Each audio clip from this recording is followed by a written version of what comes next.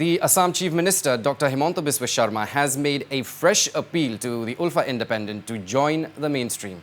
Addressing a gathering during an event to hand over financial aids to cadres from 6 armed groups who joined the mainstream, Sharma appealed to the ULFA-Independent Commander-in-Chief, Paresh Borua, to come forward for talks. The Assam Chief Minister also hoped that the ULFA-Independent will someday hold talks with the government.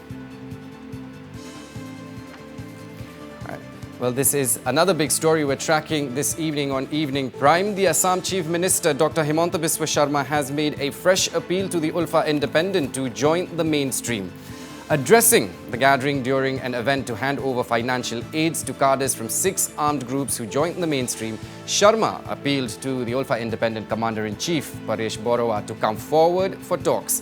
Well, the Assam Chief Minister also hoped that the ULFA-Independent will someday hold talks with the government and things will be resolved amicably. So what does this signify? Will the ULFA-Independent consider the call?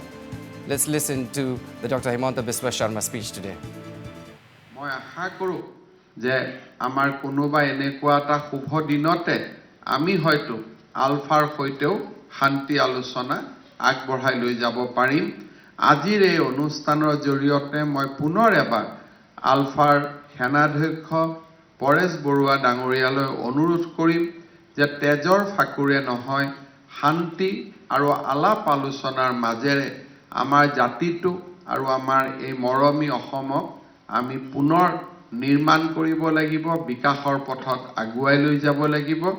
আমি নিশ্চয় শান্তি আলোচনাৰ মাজেৰে আমাৰ সমস্যাবিলাক সমাধান কৰিম। All right, that was the Assam Chief Minister, Dr. Himanta Biswa appealing to the ULFA-Independent Chief to come forward for talks.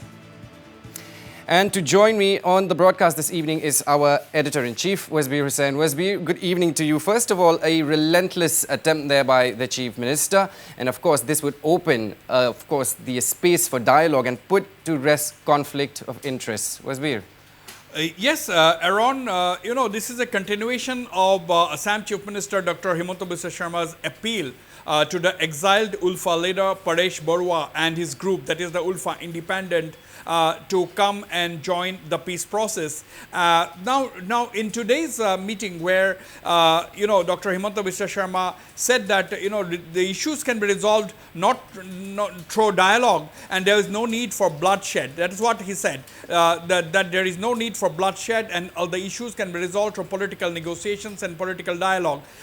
Now, we understand that ever since he assumed office on the 10th of May 2021, Dr. Himanta Biswa, one of the first appeals that he made was to the ULFA-Independent, that is to Paresh Borua, urging upon him to shun violence and enter into negotiations with the government for an acceptable resolution of the long-standing problem that the group has been raising. Now, today there has been several reiterations, and including the one today where he made the specific point that bloodshed won't resolve anything, but that everything can be resolved through dialogue. Now, we have understand that there has been several back-channel negotiations with the ULFA leader Paresh Borua, who is exiled and who is supposed to be operating from somewhere on the Myanmar-China border from a place called Ruili. That is what we get to understand. There has been back-channel negotiations. There has been long-distance calls with Paresh Borua.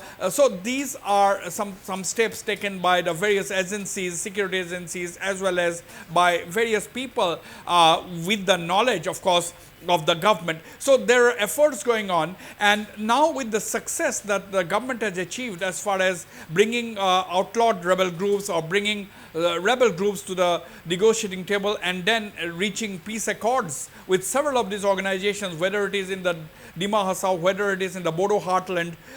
So several peace accords have already been signed. Then the only major group that is left outside the purview of the peace process at the moment is ULFA-Independent, because the government of India is also negotiating and the negotiations are at an advanced stage with the Naga rebel groups, the NSC and IM and the 7-member NNPGs. There are also back-channel discussions with several several other groups. The only group that is outside the purview of the peace process is the ULFA-Independent, and that is exactly the reason why Chief Minister is constantly making these appeals, along with, of course, back channel negotiations that are going on by the security agencies. The the objective of the government is to try and bring the ULFA-Independent to the negotiating table and resolve the problem, ULFA problem, once and for all.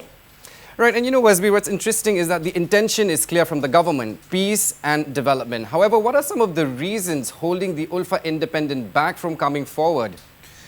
Paresh Barua has been insisting on his concept of sovereignty because remember, you know, the NSC and IM had also talked about sovereignty. They talked about an independent Naga Lim or an independent Naga homeland. Then later on, they narrowed down or watered down their demand to bringing all the Naga areas under one single administrative structure. So this is how the rebel groups sort of, you know, keep up their pressure on the government. And as far as the Paresh Barua is concerned, is sticking to its demand for sovereignty and sticking to his demand for talks in a third country and so on. But at the end of the day, the challenge for the government of India will be to try and enter into unconditional dialogue. And Paresh Barua also has been repeatedly saying that there has to be unconditional dialogue. That's what he occasionally says, or rather most of the time he says that there has to be unconditional dialogue. And if the government of India agrees to this unconditional dialogue, then I think there can be a breakthrough which can be achieved. Now, what Paresh Barua means by unconditional dialogue is that he should be able to come to the negotiating table and place his demand for his independent or for that matter a sovereign Assam. So whether or not the government of India is willing to go to that extent is a different story, but at the moment the stalemate or a deadlock as to why Paresh Barua is not coming is over his idea of sovereignty, and that wants the government of India to talk on his concept of sovereignty. And I want to highlight something here, Wasbir. The state government is not alone in this fight. There has been a close coordination and working very closely with the center. So with this collaborative effort, are we expecting a long-term effort in terms of, rehabilitation, etc.? Well, yes, obviously whatever steps the government of Assam is taking under the leadership of Dr. Himanta Biswa Sarma, the Chief Minister, is obviously, one can safely say that it is with the concurrence of the Union Home Ministry and the central government for that matter. And because Union Home Ministry's concurrence is extremely necessary in this kind of issues, at the end of the day, the demand which the ULFA is raising, or the demand which for that matter the NSC and IM is raising, are not within the purview of their respective states. They are within their issues that can only be resolved by the central government, the union government, and that is the reason why we see the concurrence of the Union Home Minister or the Home Ministry is necessary. And of course, these rehabilitation issues, the government has been constantly come up with liberal rehabilitation issues, rehabilitation schemes and rehabilitation programs, and that is basically to wean away the youths, wean away the rebels from joining militancy and bring them over to the mainstream and providing them a scope to start their life and start their lives afresh.